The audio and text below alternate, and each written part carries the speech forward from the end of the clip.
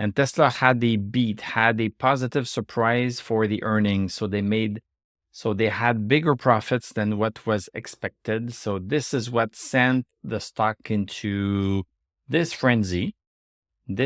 So we closed at 260.48, up 46 bucks, almost 22% up. This is a change in trend. This has provoked a change in a short-term trend. The short-term trend that we were in was this one right here. So people were losing confidence in Tesla because obviously they were not willing to pay as much for a share, so that the share price was coming down. So it was coming down. It stabilized at 217.65 a little bit right here. It stabilized, but then it continued further down yesterday. This was a shorter trend. It started at the end of September, and we are at the end of October. So this is a 1 month long trend. This 1 month long trend is obviously over because we broke outside of this downward resistance right here. So it broke outside of this downward resistance. Then what we are looking at on this channel is Tesla going to then just start going sideways? It could have just gone sideways like this. And we only buy when we break above this congestion zone. So the horizontal resistance that we would have liked to break was at 226.16. We did break it, but as Tesla is sometimes known to do, we are gapping, and we gapped pretty far because we opened at 244.68. This is getting us back to this bullish channel that we were following. This is the bullish channel that started in April of this year. So this is the bullish channel that Tesla has been in. We dropped outside of it. So this was not good news. If we did not have the great earnings call that we got yesterday with a bunch of positive outlooks that Elon shared, then this would have obviously not have happened. But because of this, now we are right back into this bullish channel. So this is a longer term pattern that started in April. So May, June, July, August, September, October. So this is a 6 month long trend. So we are back into. At the same time, we have another trend. We have this big line right here, 265.32. 265.32. We have had a hard time breaking this one. Last time we closed above 265.32 was in September of 2023.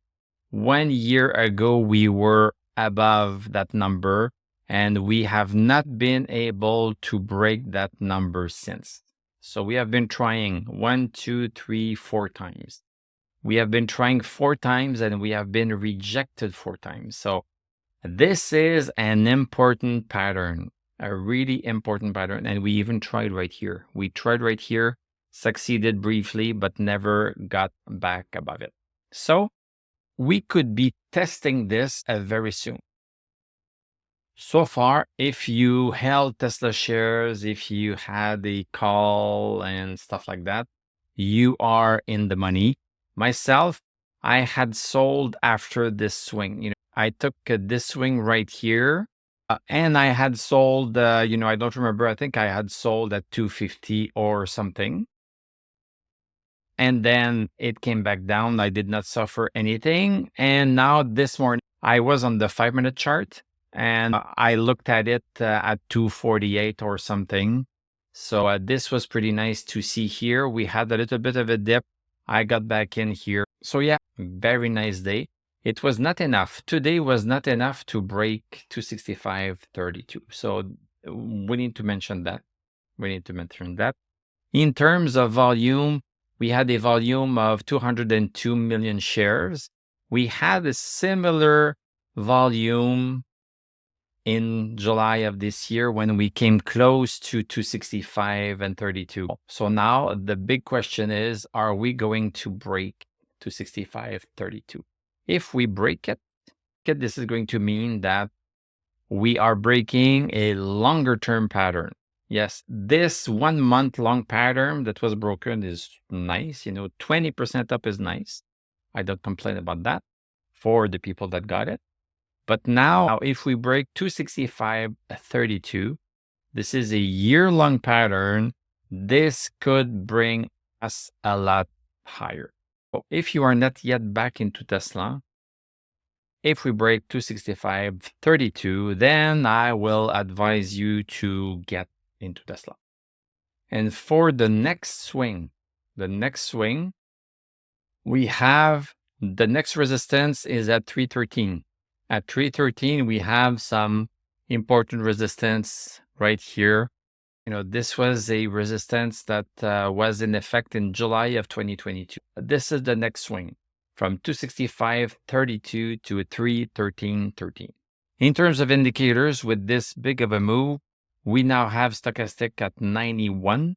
It was at 2 yesterday, so big change there. We have the crossover bullish of MACD, so we have the green line above the red line.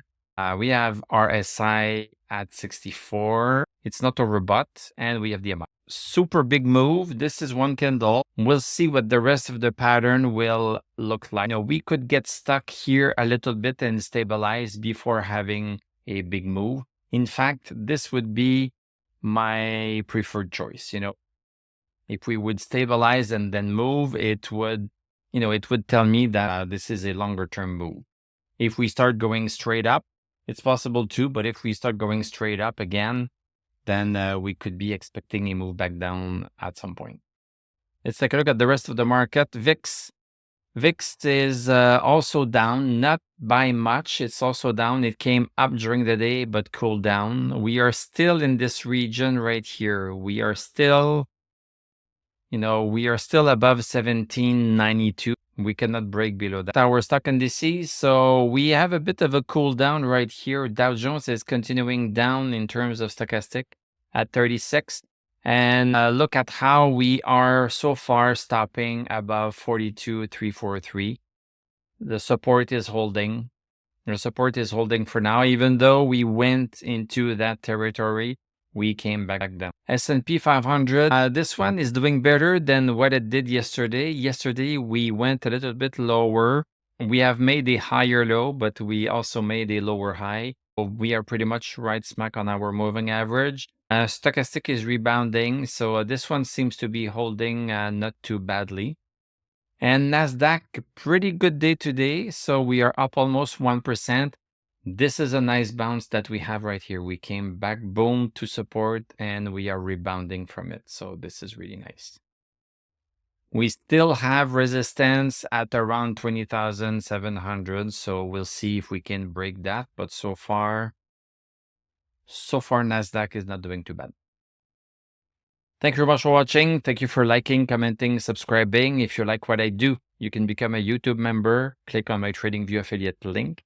I'm going to wish you a great evening. We are going to talk tomorrow, and I'm going to tell you à la prochaine.